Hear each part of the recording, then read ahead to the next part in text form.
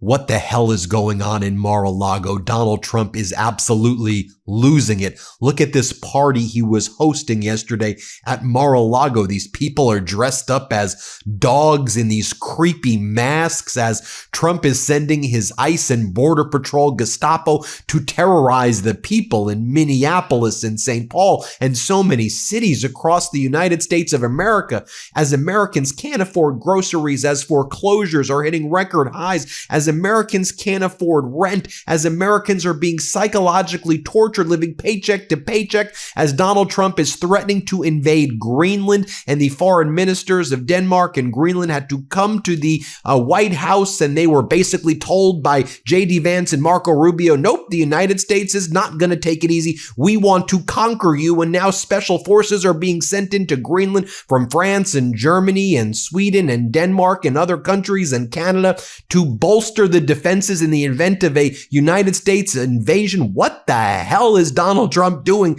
in Mar-a-Lago? These dog faces? There are people dancing with dog faces right there. Seriously, what the hell is going on? How dystopian.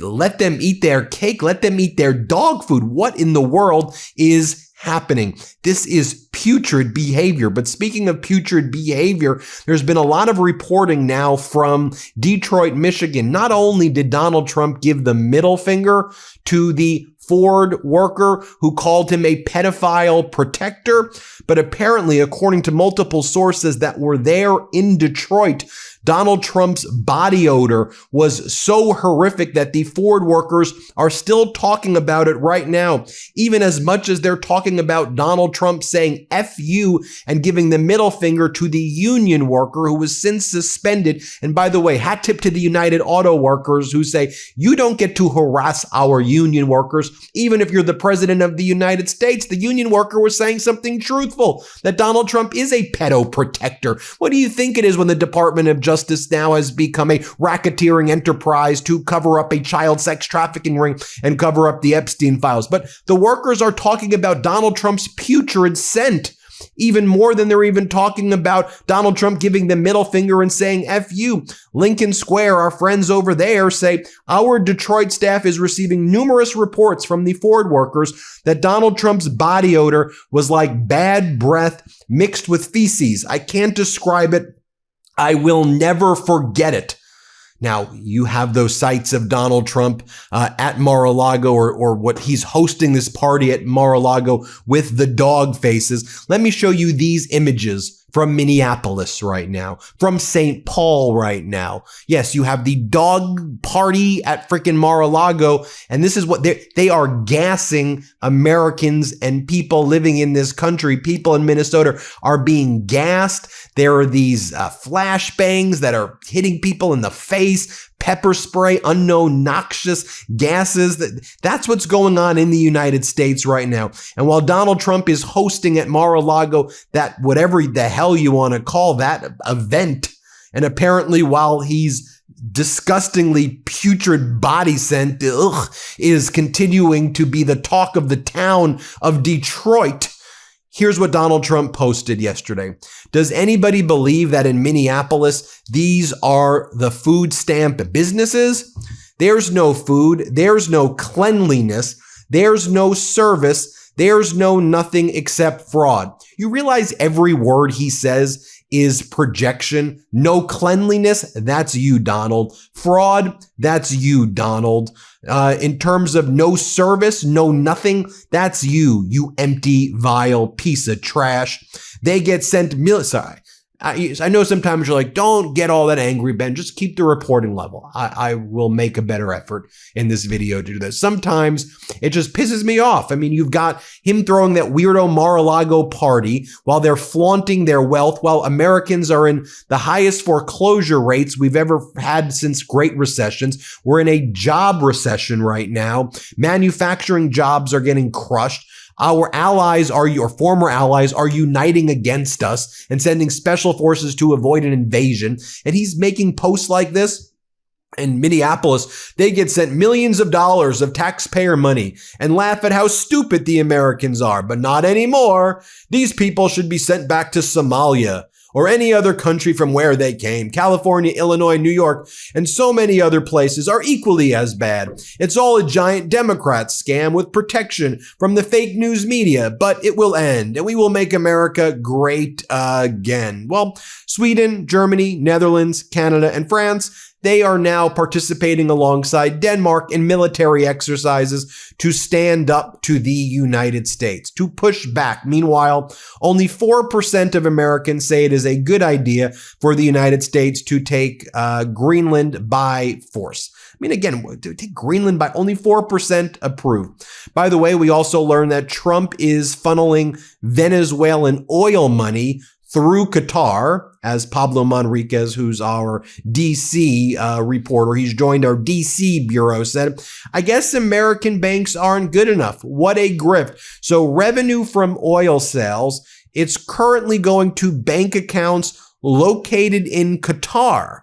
That's where the main account is. The second official described Qatar as a neutral location where the money can flow freely, or perhaps flow freely into Donald Trump's pocket. You're sending the money to Qatar? I mean, seriously, what the hell is going on right now? And meanwhile, Donald Trump said that he spoke with Delcy Rodriguez, the authoritarian leader of Venezuela, who was Maduro's right hand. She was Maduro's VP, and Donald Trump posted on social media that he had a great conversation with Delcy, that he admires her, that he thinks that she's a very strong leader, and that things are great with Delcy. Yeah, tell that to the pro-democracy, pro-opposition forces in Venezuela who are being repressed, who have all their hopes that Venezuela will become a democracy ripped away.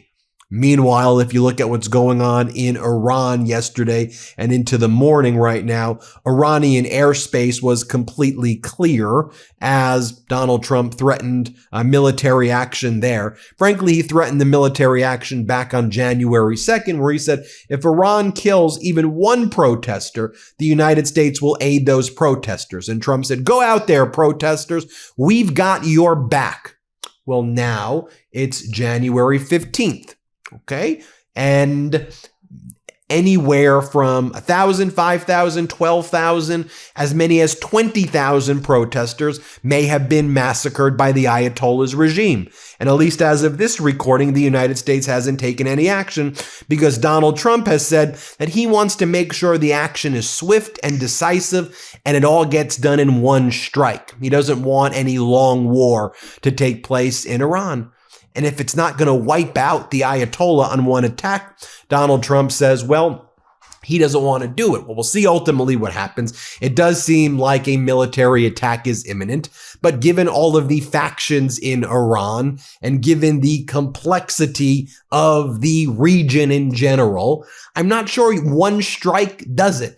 Do we learn the lessons of the Iraq and Afghanistan situations, the disasters there? Have we learned from history about what takes place and what happens with regime change, especially in a place like Iran? Are we going to do regime change everywhere? And when you make that promise to the people out there that you're going to go in guns a-blazing, to use your words, you got to do it, I guess, right? You got to do it. But he hasn't done it yet. Let me show you. I mentioned our DC bureau, hat tip to Pablo Manriquez, who's doing an incredible job. Oh, by the way, check this out. The weekly top podcast, the new YouTube charts, MeidasTouch is beating Kill Tony, Joe Rogan, Good Mythical Morning, and Dr. Insanity. The MeidasTouch podcast is officially the #1 podcast on the YouTube charts in the country, beating Rogan, beating Kill Tony, beating Candace Owens, beating every right-wing podcast. Subscribe to our audio podcast, MeidasTouch, and make sure you're subscribed to our YouTube channel. You may think you're subscribed, but you may not actually be subscribed to our channel. Pablo Manriquez. That's what I was talking about. Pablo Manriquez was on Capitol Hill yesterday, and he spoke to Congressmember Ryan, Democratic Congressmember Ryan. What do you make of the union worker who called out Trump as a pedophile protector? Here's what he says. Let's play this clip right here. What do you make of the union worker yesterday at the Ford plant who called out Donald Trump as a pedophile protector? He's a fucking American hero. He's a patriot. He is exercising his First Amendment rights and his rights as a hardworking union member to speak truth to power. So we're proud of him. We stand with him. And you saw how the president responded. He showed exactly how he's treated workers despite his rhetoric. He is essentially, in real life, given the middle finger to the working class Americans despite his promises. So super proud of him. I want to share this with you as well because Donald Trump is losing all support with Gen Z as well. In February, his support with Gen Z was plus 10%. But as Donald Trump is now apparently hosting dog mask parties at Mar-a-Lago, I don't know. I think that the Gen Z is beginning to understand Donald Trump's putrid smell. Just take a look at how Donald Trump's polling amongst Gen Z. Let's play this clip right now. Take a look here. Generation Z. John liked that. Gen Z party ID margin, Dems versus the GOP. In 2024, look at this. It was just a 6-point margin between the Democrats and Republicans. Democrats just led by 6 points. Very small. Remember, Donald Trump did very well for a Republican candidate amongst the youngest part of the electorate. But take a look here. 2025. Hello.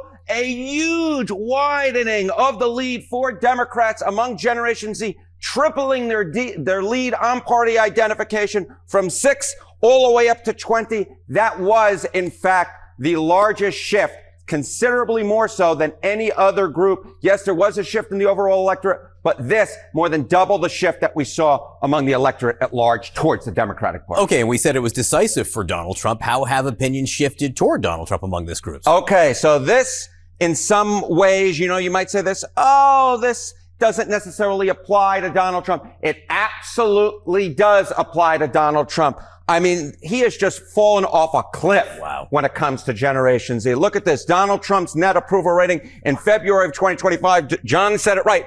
Wow. This was actually a month into the administration. This was a month into the administration. He was at plus 10 points on the net approval rating. He was on the right side of the ledger. Look at this. Falling off that cliff. That is a drop of 42 points to negative 32 points on the net approval rating amongst Generation Z. My goodness gracious. This, as I said, is a very swingy group, and it has swung very much away from Donald John Trump. Awful, pitiful, putrid.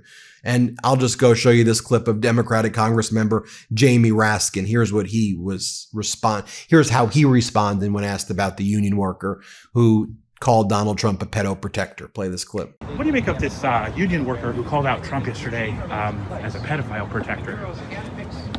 I think that he was speaking in a factual sense. There you have it, folks. Let me know what you think.